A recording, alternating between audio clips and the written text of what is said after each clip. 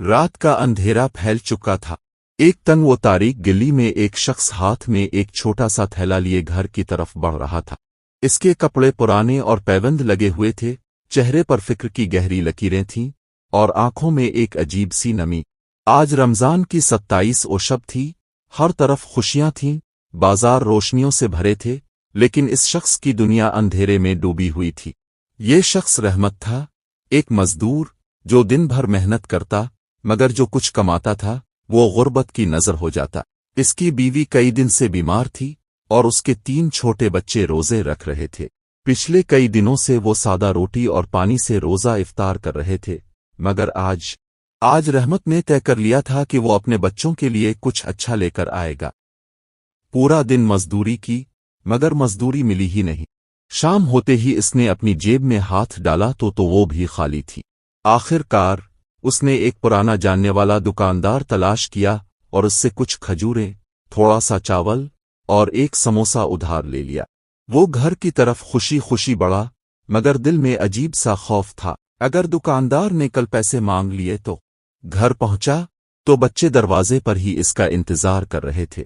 جیسے ہی اس نے کھانے کا چھوٹا سا تھیلا نکالا، بچوں کی آنکھوں میں چمک آ گئی۔ سب نے خوشی خوشی دسترخوان پر بیٹھ کر دعا کے ساتھ روزہ کھولا۔ لیکن جیسے ہی افطاری شروع ہوئی، دروازے پر دستک ہوئی۔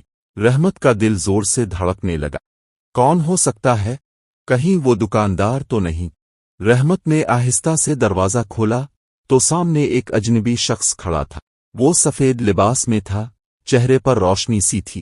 اس نے کہا، بھائی، آپ کے لیے کچھ افطاری لایا ہوں، قبول کریں گے؟ رحمت حیران رہ گیا۔ اس نے جلدی سے نیچے دیکھا تو وہ شخص بھرے ہوئے کھانے کے 2 بڑے تھیلے رکھ چکا تھا۔ رحمت کی آنکھوں میں آنسو آ گئے۔ لیکن آپ کون ہیں؟ اجنبی مسکرایا اور بولا، اللہ کے بندے، اللہ بھیجتا ہے اپنے بندوں کی مدد کے لیے۔ یہ کہہ کر وہ شخص آگے بڑھ گیا اور اندھیرے میں گم ہو گیا۔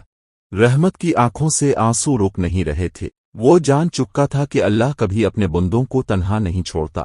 آج کی افطاری صرف کھانے کی نہیں، بلکہ ایمان، امید اور شکر گزاری کی افطاری تھی۔ اور اسی لمحے اس کے دل میں ایک عجیب سکون اتر آیا۔ دوستو، یہ کہانی صرف رحمت کی نہیں، بلکہ ہم سب کی کہانی ہے۔ ہم سب زندگی میں کبھی نہ کبھی مشکلات کا سامنا کرتے ہیں، لیکن یاد رکھیں، اللہ کی مدد ہمیشہ آتی ہے، بس یقین رکھیں۔ اگر آپ کے پاس کچھ زیادہ ہے تو کسی غریب کے دسترخوان پر روشنی بن جائیں، کیونکہ شاید اب ہی کسی کی اللہ کی بھیجی ہوئی مدد ہو۔ اگر کہانی اچھی لگی تو لائک کریں، کمنٹس میں اپنی رائے دیں اور مزید ایسی کہانیوں کے لیے چینل کو سبسکرائب کریں۔